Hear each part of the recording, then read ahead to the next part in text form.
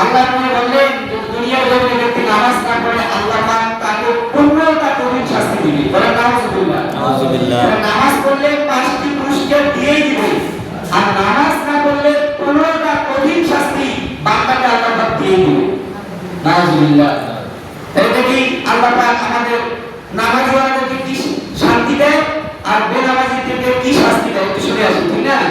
দেখি আল্লাহ পাক রব্বুল আলামিন বলেন যে ব্যক্তি দুনিয়ার জমিনে 5 ওয়াক্ত সালাত আদায় করে প্রথমত আল্লাহ পাক বলেন ওয়ায়ারযুকু মিন হাইসু লা ইয়াহতাসিব, আল্লাহর পক্ষ থেকে এমন জায়গা থেকে বান্দার ঘরে আল্লাহ রিজিক ব্যবস্থা করে দিবে, বান্দা আমার নিজেই টের পাবে না কোন দিক থেকে রিজিক আমার ঘরে আল্লাহ পৌঁছায় দিবে। সুবহানাল্লাহ। ওয়ায়ারযুকু মিন হাইসু লা ইয়াহতাসিব, আল্লাহ পাক বলেন আমি আল্লাহ তাকে রিজিকের কোনদিন সংকীর্ণ করে দেব না, রিজিকের অভাব তার ঘরে কখনো দেব না। আমি আল্লাহ আমার পক্ষ থেকে বান্দার জন্য রিজিকের ব্যবস্থা করে দেব। সুবহানাল্লাহ। এটা প্রথম নাম্বার পুরস্কার বান্দার জন্য দুনিয়ার জন্য। দ্বিতীয় নাম্বার আল্লাহ নবী বললেন 2 নাম্বার পুরস্কারটা আল্লাহ পাক রব্বুল আলামিন মুমিনদেরকে ধন্যবাদ জানাই দিলেন। আল্লাহ পাক মুমিনদেরকে 2 নাম্বার পুরস্কার কথা বললেন যে বান্দা মৃত্যুবরণ করাই লাগবে, কারণ কোন নাফসিন যায়কাতুল মাউত, প্রতিটা প্রাণী প্রতিটা মানুষ দুনিয়ার জমিনে জন্ম নিলে মৃত্যুবরণ করা লাগবে। আর মৃত্যুর পরে যখন বান্দা আখিরাতে যাবে অর্থাৎ কবরে যাবে, বান্দার হিসাব নিকাশ শুরু হয়ে যাবে। কিন্তু মৃত্যুর পরে যে হিসাব নিকাশ শুরু হয়ে যাবে, মৃত্যুর পরে কবরের বান্দার আযাব কোনো আমি আল্লাহ দেব না, আযাব করে মাফ করে দেব। বলেন সুবহানাল্লাহ। সুবহানাল্লাহ। কারণ আল্লাহর নবী এই কথাটা বলেছেন যে আউয়াল মা ইউহাসাবু বিল আবদু ইয়াউমাল কিয়ামাতি সালাত, কিয়ামতের দিবসে বান্দা আল্লাহ পাক বান্দাকে প্রথমে আমাদের হিসাব দিলে অন্য কোনো হিসাব চাবে না। তো বান্দা যদি দুনিয়ার জমিনে নামাজেই ঠিকভাবে আদায় করে তাহলে বান্দার সব থেকে আল্লাহ গুরুত্বপূর্ণ কাজটা দুনিয়ার জমিনে আদায় করলো, কবরে যাওয়ার পর বান্দাকে আর কোনো হিসাব দেওয়া লাগবে না। সুবহানাল্লাহ। তাহলে আল্লাহ বলেন কবরের আযাবকে বান্দার জন্য সহজ করে দিবে। আবার কোনো জায়গায় লেখা আছে কবরের আযাব বান্দার জন্য নাই হবে না, কিন্তু বান্দা প্রকৃতপক্ষে মুমিন হয়ে নামাজ আদায় করে। সুবহানাল্লাহ।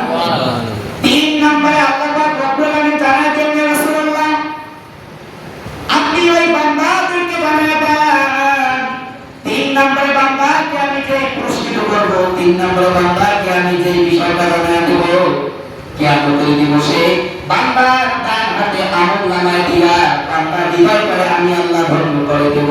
সুবহানাল্লাহ। 3 নম্বরে আল্লাহ পাক বলেন যে রাসূল আপনি জানায় দেন বান্দাকে আমি কিয়ামতের দিবসে আমলনামায় ডান হাতে দেব। আপনি একটা টার্গেট রাখবেন, কারো আমলনামা যদি বাম হাতে চলে যায় তাহলে মনে করতে হবে ওই ব্যক্তি কখনো দুঃখ আছে। তারা আমলনামা যদি বাম হাতে চলে যায় ব্যক্তি কখনো দুঃখ আছে, আর কারো আমলনামা যদি বান্দার ডান হাতে চলে যায় আল্লাহ পাক ঘোষণা দিয়েছেন সে ব্যক্তি যদি মনে করে নেয় যে আমার জান্নাতের গ্রাম বান্দার দিকে যাইতেছে। বলেন সুবহানাল্লাহ। এটা 3 নাম্বার। 4 নম্বরে আল্লাহ পাক রব্বুল আলামিন বললেন নবী আপনি জানায় দেন ওই যে পুলসিরাতের যে পুলটা আছে, পুলসিরাতের যে কঠিন রাস্তা আছে, পুলসিরাতের যে কঠিন একটা দীর্ঘ পথ আছে, এই পথটা যেই ব্যক্তিটা পার দিতে পারবে ওই ব্যক্তির কপাল ধন্য, ওই ব্যক্তি হবে জান্নাতি। যেই ব্যক্তি দুনিয়ার জমিনে আমার সালাতটা পরিপূর্ণভাবে আদায় করবে, যে ব্যক্তি দুনিয়ার জমিনে আমার নামাজের বাস্তবায়ন পরিপূর্ণভাবে আদায় করবে, ওই ব্যক্তিটাকে জানায় না, ওই ব্যক্তিটাকে বলে না ওই পুলসিরাতের রাস্তা আমি আল্লাহ তাআলা জন্য সহজ করে দেব। বলেন সুবহানাল্লাহ। এটা আল্লাহর দেওয়া একটা বিধানের অংশ। যে বান্দা দুনিয়ার জমিনে নামাজের বাস্তবায়নটা পরিপূর্ণভাবে করবে সে ব্যক্তি যেন মনে করে না এই যে পুলসিরাতের কঠিন রাস্তাটা আমি আল্লাহ ওই ব্যক্তির জন্য সহজ করে দেব। বলেন সুবহানাল্লাহ। সুবহানাল্লাহ। 5 নম্বরে আল্লাহ পাক মুমিন ব্যক্তির জন্য ঘোষণা দিতেছে যে ব্যক্তি দুনিয়ার জমিনে নামাজটা পরিপূর্ণভাবে আদায় করবে, নামাজের সাথে সম্পর্ক রাখা থাকবে, ওই ব্যক্তিকে আমি আল্লাহ রব্বুল আলামিন বিনা হিসাবে মাফ করে দেব। বলেন সুবহানাল্লাহ।